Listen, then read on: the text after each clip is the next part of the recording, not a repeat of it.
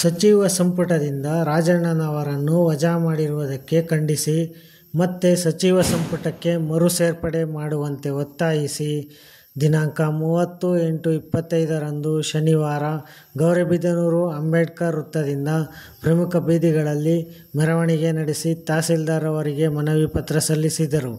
ಈ ಸಂದರ್ಭದಲ್ಲಿ ಅಹಿಂದ ವರ್ಗಗಳ ಜನನಾಯಕ ರಾಜಣ್ಣನವರು ರಾಜಕೀಯ ಹಾಗೂ ಸಹಕಾರ ಕ್ಷೇತ್ರದಲ್ಲಿ ದಲಿತ, ಹಿಂದುಳಿದ ಹಾಗೂ ರೈತಾಪಿ ವರ್ಗಗಳಿಗೆ ರಾಜಣ್ಣನವರ ಕೊಡುಗೆ ಅಪಾರವನ್ನು ಶ್ಲಾಘಿಸುತ್ತಾ ಮತ್ತೆ ಸಚಿವ ಸಂಪುಟಕ್ಕೆ ಸೇರ್ಪಡೆ ಮಾಡಿಕೊಳ್ಳಬೇಕೆಂದು ಪ್ರಮುಖ ಗಣ್ಯ ವ್ಯಕ್ತಿಗಳು ಮಾತನಾಡಿದರು.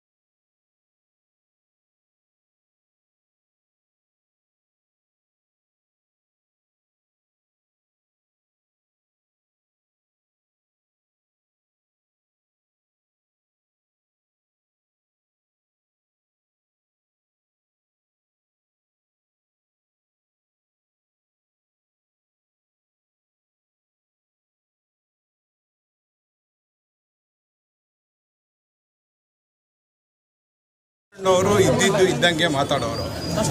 ಅವರು ಏನಿದೆ ಅದನ್ನ ವಾಸ್ತು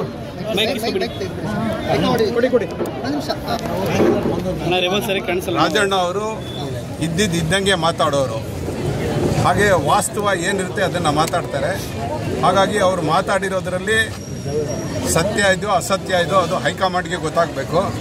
ಆದರೆ ಒಬ್ಬ ದಲಿತ ನಾಯಕನನ್ನು ದೇವರಾಜನ ಅರಸರ ನಂತರ ಮತ್ತೊಬ್ಬ ದೇವರಾಜ ಅರಸ ಅಂತ ಇದ್ದರೆ ಅದು ನಮ್ಮ ರಾಜಣ್ಣವರು.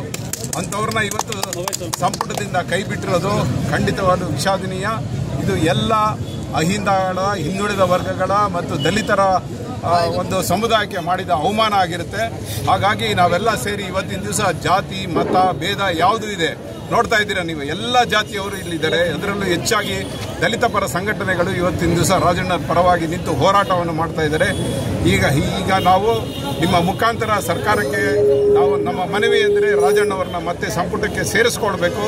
ನೀವು ಸೇರಿಸ್ಕೊಂಡೇ ಇದ್ದ ಪಕ್ಷದಲ್ಲಿ ನಾವು ಮತ್ತೆ ಇದಕ್ಕಿಂತ ಉಗ್ರವಾದ ಹೋರಾಟವನ್ನು ನಾವೆಲ್ಲ ಪ್ರಾರಂಭ ಮಾಡ್ತೀವಿ ಅಂತೇಳಿ ಈ ಸಭೆಯ ಮೂಲಕ ಎಚ್ಚರಿಕೆಯನ್ನು ಕೊಡ್ತಾ ಇದ್ದೀವಿ. ಸರ್, ಈಗ ವಾಲ್ಮೀಕಿ ಸಮುದಾಯ ಮುಖಂಡರನ್ನ ಟಾರ್ಗೆಟ್ ಮಾಡ್ಕೊಂಡಿದೆ ಅಂತ ಕೇಳ್ಕೊಡ್ತಾ ಅದು ನಿಜಾನೇ ಅನಿಸ್ತದೆ ನನಗೆ. ಯಾಕೆಂದರೆ ಹಿಂದೆ BJP ಸರ್ಕಾರದಲ್ಲಿ ರಮೇಶ್ ಜಾರಕಿಹೊಳಿ ಅವ್ರನ್ನ ಮಾಡಿದರು. ಅದಾದ ನಂತರ ನಮ್ಮ ನಾಗೇಂದ್ರ ಅವರು, ಈಗ ನಮ್ಮ ರಾಜಣ್ಣ ಅವ್ರನ್ನ ಮಾಡಿದ್ದಾರೆ. ಮುಂದೆ ನಮಗೆ ಬಂದಿರೋ ಒಂದು ವಿಷಯ ಏನು ಅಂತ ಹೇಳಿದ್ರೆ ಸತೀಶ್ ಜಾರಕಿಹೊಳಿ ಅವ್ರನ್ನ ಟಾರ್ಗೆಟ್ ಮಾಡ್ತಾ ಇದ್ದಾರೆ ಅಂಥೇಳಿ. ಆದರೆ ನಾವು ಯಾವುದಕ್ಕೂ ಇದಕ್ಕೆ ಅವಕಾಶ ಕೊಡಲ್ಲ. ಎಲ್ಲ ಹಿಂದುಳಿದ ವರ್ಗಗಳು, ದಲಿತರು, ರಾಜಣ್ಣ ಮತ್ತು ಸತೀಶ್ ಜಾರಕಿಹೊಳಿ ಅವರು ಹಿಂದೆ ಇದ್ದಾರೆ. ಹಾಗಾಗಿ ಮುಂದೆ ಆಗತಕ್ಕಂಥ ಏನಾದರೂ ಹೆಚ್ಚು ಕಮ್ಮಿ ಆದಲ್ಲಿ ಅದಕ್ಕೆ ಅವರೇ ಜವಾಬ್ದಾರರಾಗ್ತಾರೆ ಅಂತ ಈ ಮೂಲಕ ತಿಳಿಸ್ತಾರೆ. ಸರ್, ಈಗ ಅನುದಾನವನ್ನು ಕೂಡ ವಾಲ್ಮೀಕಿ ಅಭಿವೃದ್ಧಿ ನಿಗಮ ಅನುದಾನ ಕೂಡ ದುರ್ಬಳಕೆ ಮಾಡಿಕೊಂಡಿರುವುದು ಸಮುದಾಯಕ್ಕೆ ಒಂದು ಅನ್ಯಾಯ ಮಾಡಿದೆ ಅಂತ ಅನಿಸ್ತಾರೆ. ಅದು ಎಲ್ರಿಗೂ ಗೊತ್ತಿದೆ. ದುರ್ಬಳಕೆ ಮಾಡ್ಕೊಳೋದೇ ಅಲ್ಲದೇನೆ ಇದ್ದ ಬದ್ದ ದುಡ್ಡನ್ನೆಲ್ಲ ಬೇರೆ ಬೇರೆಗೆ TPS SPS ಅಂತ ಬೇರೆ ಬೇರೆ ಹೆಡ್ಡಲ್ಲಿ ಬರ್ತಕ್ಕಂಥ ದುಡ್ಡನ್ನು ಕೂಡ ಮಾಡ್ಕೊತಾ ಇದ್ದಾರೆ. ಇದನ್ನು ಬೇಕಂತಲೇ ಹಿಂದುಳಿದ ವರ್ಗದವರನ್ನ ತುಳಿಬೇಕು, ನಾಯಕ ಸಮುದಾಯವನ್ನು, ಅಹಿಂದ ಸಮುದಾಯವನ್ನು ಮತ್ತು ದಲಿತರನ್ನು ತುಳಿಬೇಕು ಅನ್ನೋ ಕಾರಣದಿಂದನೇ ಇವನ್ನೆಲ್ಲ ಮಾಡ್ತಾ ಇದ್ದಾರೆ. Thank you.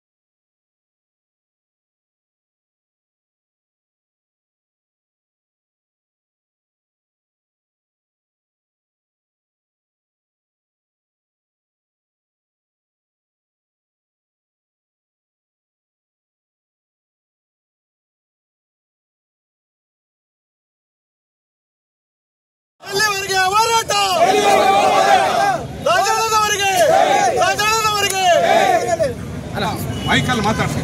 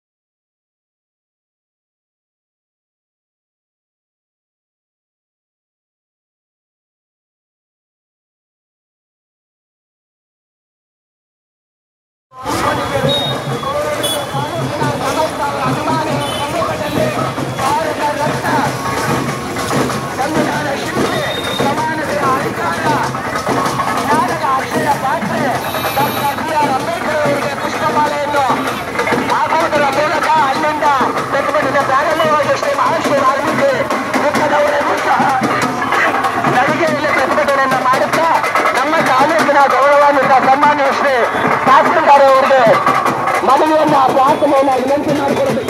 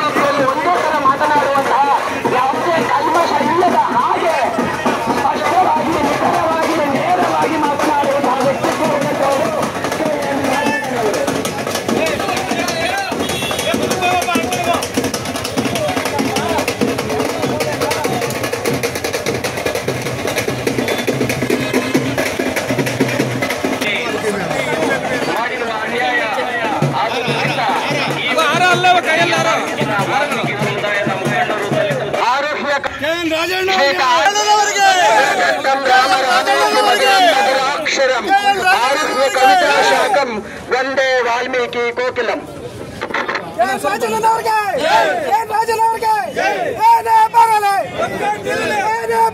ವಾಲ್ಮೀಕಿ ಕಾಣುತ್ತೆ. ಸ್ವಲ್ಪ ಹೊರಗೆ ಬಂದ್ಬಿಡಿ, ಎಲ್ಲರೂ ಸ್ವಲ್ಪ ಅಗಲವಾಗಿ ನಿಂತ್ಕೊಳ್ಳಿ. ಎಲ್ಲ ಅಗಲವಾಗಿ ನಿಂತ್ಕೊಳ್ಳಿ. ಸ್ವಲ್ಪ ಬನ್ನಿ ಸ್ವಲ್ಪ ಕಾಣಿಸ್ಕೊಳ್ಳಿ. ಬನ್ನಿ ಸ್ವಲ್ಪ ಅಗಲ ನಿಂತ್ಕೊಳ್ಳಿ. ಸ್ವಲ್ಪ ಬನ್ನಿ ಮುಂದಕ್ಕೆ. ಒಂದ್ ನಿಮಿಷ ಗಲಾಟೆ ಮಾಡಬೇಡಿ. ಒಂದ್ ನಿಮಿಷ ಗಲಾಟೆ ಮಾಡಬೇಡಿ ಅಣ್ಣ. ಸ್ವಲ್ಪ ಬಂದ್ಬಿಡಿ ಅಣ್ಣ.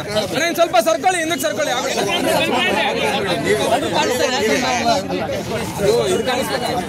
ಪ್ರತಿಮೆ ಕಾಣಿಸ್ತೀವಿ ಸ್ವಲ್ಪ ಅಣ್ಣ. ಮೈಕ್ ನಿಲ್ಸೋಣ, ಒಂದ್ ನಿಮಿಷ ಇರೋಣ. ಹೇಳಿಕೆ ತಗೋಬೇಕು, ಒಂದ್ ನಿಮಿಷ.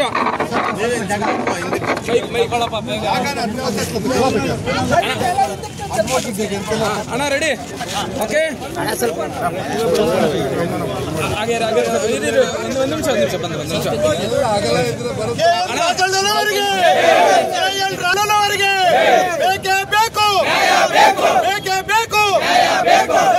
ಜನರ ಅಭಿಪ್ರಾಯದಿಂದ ಗೆದ್ದು ಬಂದು ಮತ್ತು ಏನವರ ಸಚಿವರ ಸ್ಥಾನಮಾನ ಅವಕಾಶ ಕೊಟ್ಟಂತ ನೀವೆಲ್ಲರಿಗೂ ಹೆಚ್ಚಿಸ್ತಾ ಇದ್ದೀವಿ. ಜೈ ಭೀಮ್, ಜೈ ಕೃಷ್ಣಪ್ಪ.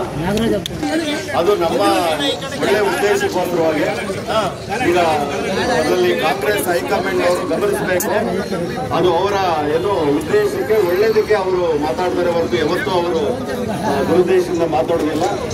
ಆ ನಿಟ್ಟಿನಲ್ಲಿ ಇಡೀ ನಮ್ಮ ಏನು KPCC ಇದೆ ಅವರು ಇದ್ರ ಬಗ್ಗೆ ಗಮನ ಹರಿಸಬೇಕು. ಈಗ ಅವ್ರ ಜೊತೆಯಲ್ಲಿ ಇದ್ದುಕೊಂಡು ಅವರೇ ಕಾಲೇಳೆ ಅಂತಲೂ ಮಾತಾಡ್ತಾರೆ, ಮತ್ತೆ ಪಬ್ಲಿಕ್ ಆಗಿ ಮಾತಾಡ್ತಾರೆ. ಅವ್ರಿಗೇನು ಕ್ಷಮೆ ಇರೋದಿಲ್ಲ.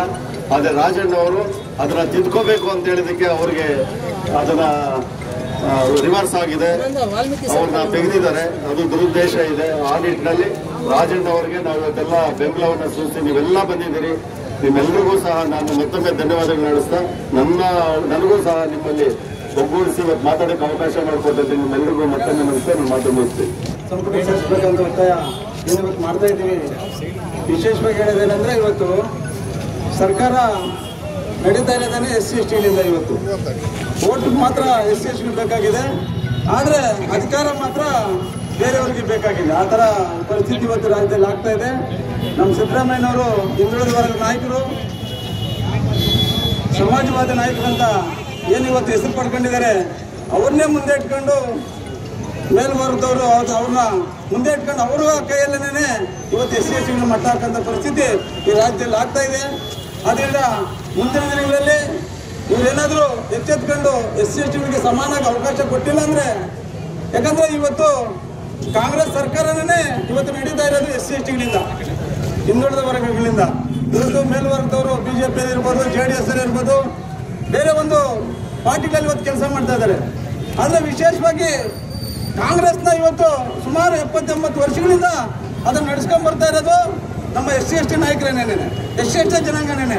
ಇವತ್ತು ಅದನ್ನು ಮರೆತು ಸಿದ್ದರಾಮಯ್ಯ ಅವರು ಬೇರೆಯವ್ರು ಹೇಳ್ದಂಗೆ ಅವರು ನಡ್ಕೊಳ್ತಾ ಇದ್ದಾರೆ. ದಯವಿಟ್ಟು ಅವರು ಅದನ್ನು ಹಿಂಪಡಿಬೇಕು. ಮತ್ತು ಅವ್ರಿಗೆ ರಾಜಣ್ಣ ಅವ್ರಿಗೆ ಏನು ಅವಕಾಶ ಇತ್ತು ಮತ್ತೆ ಅವ್ರಿಗೆ ಸಂಪುಟದಲ್ಲಿ ಅವಕಾಶ ಮಾಡಿಕೊಡ್ಬೇಕು. ಅದ್ರ ಯಾಕಂದರೆ ಇಲ್ಲಾಂದರೆ ಮುಂದಿನ ದಿನದಲ್ಲಿ ನಾವು ಅವ್ರಿಗೆ ಬುದ್ಧಿ ಕಲಿಸ್ಬೇಕಾಗುತ್ತೆ. ಇವತ್ತು ನಾವು SC ST ಎಲ್ಲ ಹಿಂದುಳಿದ ವರ್ಗದವರೆಲ್ಲ ಒಂದಾಗಿದ್ದೀವಿ. ಮತ್ತು ಇವತ್ತು ಏನು ಅವರ ಕ್ಷೇತ್ರದಲ್ಲಿ ವಿಶೇಷವಾಗಿ ಇವತ್ತು SC STಗಳು ತುಂಬ ಜನ ನೊಂದಿದ್ದಾರೆ. ಅವ್ರಿಗೆ ಸುಮಾರು ಜನ ಪ್ರಾಣ ಕಳ್ಕೊಳ್ಳೋಂಥ ಆತ್ಮಹತ್ಯೆ ಲೆವೆಲ್ಗೂ ಇವತ್ತು ಹೋಗಿದ್ದಾರೆ. ದಯವಿಟ್ಟು ಅದನ್ನು ಅರ್ಥ ಮಾಡ್ಕೊಂಡು ನಮ್ಮ ಸಿದ್ದರಾಮಯ್ಯನವ್ರು ಕೂಡಲೇ ಅವ್ರಿಗೆ ಮತ್ತು DK ಶಿವಕುಮಾರ್ ಆಗಿ ನಾವು ಹೇಳ್ತಾ ಇದ್ವಿ, ನೀವು ಏನಾದರೂ ಮಾಡಿ ರಾಜಣ್ಣವ್ರಿಗೆ ಮತ್ತೆ ಅವಕಾಶ ಮಾಡಿಕೊಡ್ಬೇಕು. ಯಾಕಂದರೆ ಅವರು ಈ ಸಮಾಜದ ಪರವಾಗಿ ಸಮಾಜದ ಕಾಳಜಿಯಿಂದ ಕೆಲಸ ಮಾಡ್ತಾ ಇದ್ದಾರೆ. ಅದಕ್ಕೆ ನೀವು ಅವ್ರನ್ನ ಮತ್ತೆ ಸಂಪುಟ ತಗೊಂಡು ಅವ್ರಿಗೆ ನ್ಯಾಯ ದೊರಕಿಸ್ಕೊಡ್ಬೇಕಂತ ನಾನು ಈ ಮೂಲಕ ಅವರಲ್ಲಿ ವಿನಂತಿಸ್ಕೊಳ್ತೇನೆ. ಗೌರವಾನ್ವಿತ ಸಹಕಾರ ಸಚಿವರಾಗಿ ಸನ್ಮಾನ್ಯ KN ರಾಜಣ್ಣ ಅವರ ಸೇವೆ ಅಪಾರ. ಇದು ಕೆಲವೇ ದಿನಗಳಲ್ಲಿ ಸಹಕಾರ ಕಾಯ್ದೆಗೆ ತಿದ್ದುಪಡಿಯೊಂದಿಗೆ ಸಹಕಾರ ಕ್ಷೇತ್ರವನ್ನು ಪಾರದರ್ಶಕ, ಭ್ರಷ್ಟಾಚಾರ ರಹಿತವಾಗಿ ಇಲಾಖೆಯನ್ನು ಉನ್ನತ ಮಟ್ಟಕ್ಕೆ ಕೊಂಡೊಯ್ಯುವ ಗುರಿಯನ್ನು ಹೊಂದಿದ್ದರು. ತುಮಕೂರು ಜಿಲ್ಲೆಯಲ್ಲಿ ತನ್ನದೇ ಆದ ಪ್ರಭಾವ ಹೊಂದಿರುವ ಹಾಗೂ ತುಮಕೂರಿನ ದೇವರಾಜ ಅರಸು ಎಂದೇ ಖ್ಯಾತಿ ಪಡೆದಿರುವ ಶ್ರೀ KN ರಾಜಣ್ಣ ಅವರ ಏಳಿಗೆ ಸಹಿಸದೆ ಕೆಲವು ಮೀರ್ ಸಾಧಿಗಳ ಕುತಂತ್ರಕ್ಕೆ ಇಂದು ಬಲಿಯಾಗಿದ್ದಾರೆ. ರಾಜಣ್ಣ ಅವರಿಗೆ ಮಾನ್ಯ ಸಿದ್ದರಾಮಯ್ಯ ನೀಡಿರುವ ನಿಷ್ಠೆ ಹಾಗೂ ಎಂತಹ ಸಂದರ್ಭದಲ್ಲೇ ಆಗಲಿ ಅವರಿಗೆ ಬೆಂಬಲಿಸುತ್ತಿದ್ದ ಅವರನ್ನು ಮಟ್ಟ ಹಾಕಲೇಬೇಕೆಂಬ ಕಾಣದ ಕೈಗಳ ಒತ್ತಡಕ್ಕೆ ಮಣಿದ ಹೈಕಮಾಂಡ್ ಸಚಿವ ಸಂಪುಟದಿಂದ ಕೈಬಿಟ್ಟಿರುವುದು ಇಡೀ ಐದು ಹಾಗೂ ಎಲ್ಲ ಸಮುದಾಯ ಬಡವರ ನಿರ್ಗತಿಕರ ಅಸಹಾಯಕರಿಗೆ ಮಾಡಿದ ಘನಘೋರ ಅವಮಾನವಾಗಿರುತ್ತದೆ. ಯಾವುದೇ ಸತ್ಯಾಸತ್ಯತೆಯನ್ನು ಪ್ರಚೋದಿಸದೆ ಅವರನ್ನು ಏಕಾಏಕಿ ಸಚಿವ ಸ್ಥಾನದಿಂದ ತೆಗೆದಿರುವುದು ಖಂಡನೀಯ. ಮಾನ್ಯ KN ರಾಜಣ್ಣ ಅವರವರು ಬಡವರ ದೀನದಲಿತರ ಪರ ಹೋರಾಡುವ ನಾಯಕರು. KN ರಾಜಣ್ಣ ಅವರಿಗೆ ಇಡೀ ರಾಜ್ಯದ ಅವರ ಅಭಿಮಾನ ಬಳಗ ಇದೆ. ಮುಂದಿನ ದಿನಗಳಲ್ಲಿ ಪಕ್ಷಕ್ಕೆ ದೊಡ್ಡ ಮಟ್ಟದ ಹೊಡೆತ ಬೀಳುತ್ತದೆ. ಜೊತೆಗೆ ಇದು ಪಕ್ಷಕ್ಕೆ ತುಂಬಲಾರದ ನಷ್ಟವಾಗುತ್ತದೆ. ಮಾನ್ಯ ಸಿದ್ದರಾಮಯ್ಯನವರ ಅತ್ಯಾಪ್ತರು ಮತ್ತು ಎಂಥ ಸಂದರ್ಭದಲ್ಲಿ ಆಗಲಿ ಸಿದ್ದರಾಮಯ್ಯನವರಿಗೆ ನೇರ ಎದೆಕೊಟ್ಟು ನಿಲ್ಲುತ್ತಿದ್ದ KN ರಾಜಣ್ಣ ಅವರನ್ನು ಕುತಂತ್ರದಿಂದ ಮುಗಿಸಲು ಕೆಲವರು ಪ್ರಯತ್ನ ಪಡುತ್ತಿದ್ದಾರೆ. ಅದರ ಒಂದು ಭಾಗವೇ ಸಚಿವ ಸ್ಥಾನಕ್ಕೆ ರಾಜೀನಾಮೆ. KN ರಾಜಣ್ಣನವರಿಗೆ ದಿಟ್ಟ ನಿರಂತರ KN ರಾಜಣ್ಣನವರಿಗೆ ನಿಷ್ಠಾವಂತ KN ರಾಜಣ್ಣನವರಿಗೆ ಪ್ರಾಮಾಣಿಕ KN ರಾಜಣ್ಣನವರಿಗೆ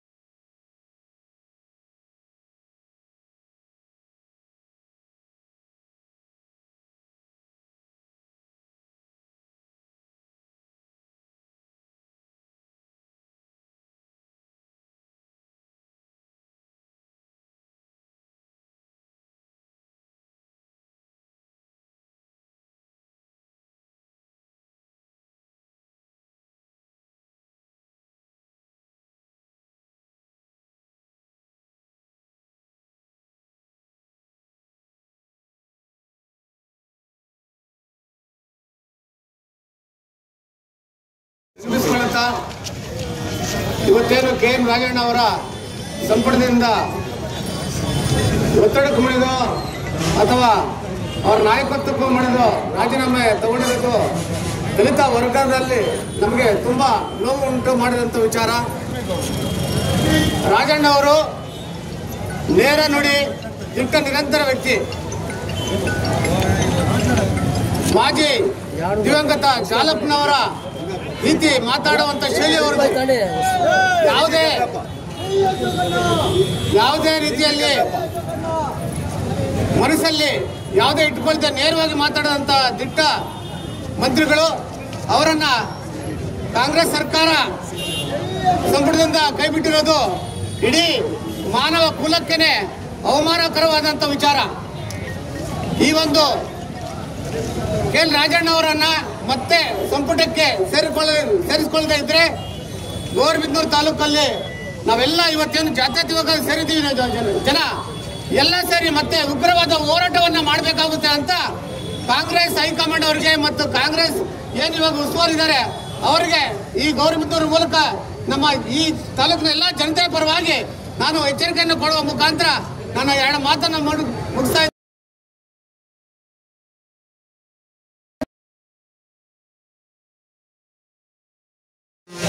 ಏನು ಕಾಂಗ್ರೆಸ್ ಸರ್ಕಾರ ಇತ್ತು, ಈ ಕಾಂಗ್ರೆಸ್ ಸರ್ಕಾರದಲ್ಲಿ ನಮ್ಮ ದಲಿತ ವರ್ಗಕ್ಕೆ ಸೇರಿರತಕ್ಕಂಥ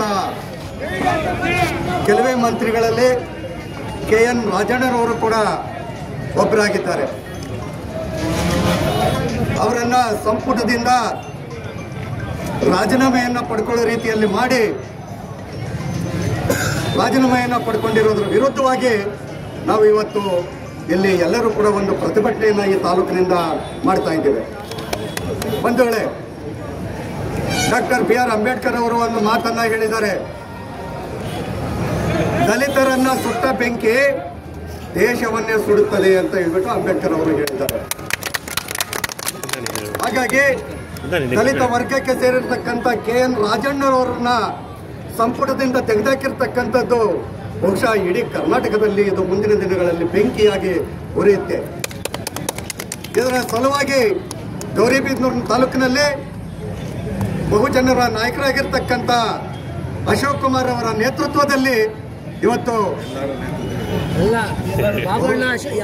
ಎಲ್ಲ ಜನಾಂಗ ಅಶೋಕಣ್ಣನ್ನು ಸೇರಿ ಅನೇಕ ಬಹುಜನ ನಾಯಕರ ನೇತೃತ್ವದಲ್ಲಿ ಈ ಚಳುವಳಿ ನಡೀತಾ ಇದೆ. ಈ ಒಂದು ಹೋರಾಟಕ್ಕೆ ಜಾತಿ ರಹಿತವಾಗಿ, ಯಾಕಂದ್ರೆ ಈ ಚಳುವಳಿ ನೋಡ್ತೀವಿ ಅತ್ಯುನ್ನತ ಜಾತಿಗೆ ಸೇರಿರ್ತಕ್ಕಂಥ ಬ್ರಾಹ್ಮಣರು ಕೂಡ ಇದರಲ್ಲಿ ಭಾಗವಹಿಸಿದ್ದಾರೆ, ರೆಡ್ಡಿ ಒಕ್ಕಲಿಗರ ಸಮುದಾಯದವರು ಕೂಡ ಭಾಗವಹಿಸಿದ್ದಾರೆ, ಹಿಂದುಳಿದ ವರ್ಗಗಳಾಗಿರ್ತಕ್ಕಂಥ ಅನೇಕ ಹಿಂದುಳಿದ ವರ್ಗದವರು ಎಲ್ಲರೂ ಕೂಡ ಹಿಂದುಳಿದ ವರ್ಗದವರು ಕೂಡ ಸೇರಿದ್ದಾರೆ. ಬಹುಶಃ ಅಹಿಂದ ನಾಯಕರಾಗಿರ್ತಕ್ಕಂಥ ಸಿದ್ದರಾಮಯ್ಯನವರ ಕೈಯನ್ನ ಬಲಪಡಿಸಲಿಕ್ಕಾಗಿ ರಾಜಣ್ಣ ಅವರು ಮತ್ತು ಇತರೇತರವರು ಏನಿದ್ದಾರೆ ಇವರನ್ನ ಅಬಲಗೊಳಿಸಬೇಕು ಅಂತ ಹೇಳ್ಬಿಟ್ಟು, ಮುಖ್ಯವಾಗಿ ಇವ್ರನ್ನೆಲ್ಲ ಈ ರೆಂಬೆಗಳನ್ನ ಕಟ್ ಮಾಡಿದ್ರೆ ಆಟೋಮೆಟಿಕ್ ಆಗಿ ಸಿದ್ದರಾಮಯ್ಯನವರ ಪವರ್ ಕಟ್ ಆಗುತ್ತೆ ಅನ್ನತಕ್ಕಂಥ ಒಂದು ರಾಜಕೀಯ ತಂತ್ರಗಾರಿಕೆ ಇಲ್ಲಿ ಇದೆ. ಇದನ್ನು ನಾವು ಎಲ್ಲರೂ ಕೂಡ ದಲಿತರು, ಹಿಂದುಳಿದ ವರ್ಗದವರು ಮತ್ತು ಇತರೆ ಪ್ರಗತಿಪರ ಮೈಂಡ್ ಇರತಕ್ಕಂಥ ಪ್ರಗತಿಪರ ಚಿಂತಕರು, ಮೇಲ್ಜಾತಿಯ ಪ್ರಗತಿಪರ ಚಿಂತಕರು ಕೂಡ ಇದನ್ನು ಯೋಚನೆ ಮಾಡಬೇಕಾಗಿದೆ.